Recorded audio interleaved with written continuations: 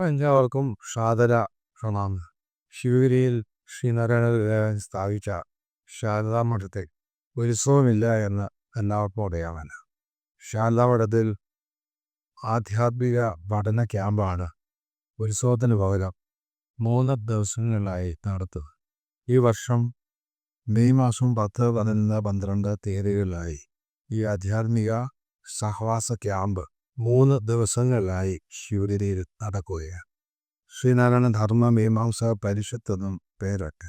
ശ്രീനാരായണ ഗുരുദേവൻ്റെ ധർമ്മത്തെ, ഗുരുദേവൻ്റെ കഥയെ, ഗുരുദേവൻ്റെ ദർശനത്തെ ശാസ്ത്രീയമായി പഠിച്ചറിയുന്നതിനുള്ള വേദിയാണ് ശ്രീനാരായണ ധർമ്മ മീമാംസ പരിഷത്ത്.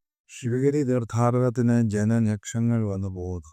എന്നാൽ ധർമ്മ മീമാംസ പരിഷത്തിന് 3 ദിവസം ഭക്തന്മാരെ ശിവഗിരിയിൽ താമസിച്ച് ഗുരുദർശനത്തെക്കുറിച്ച് പഠനം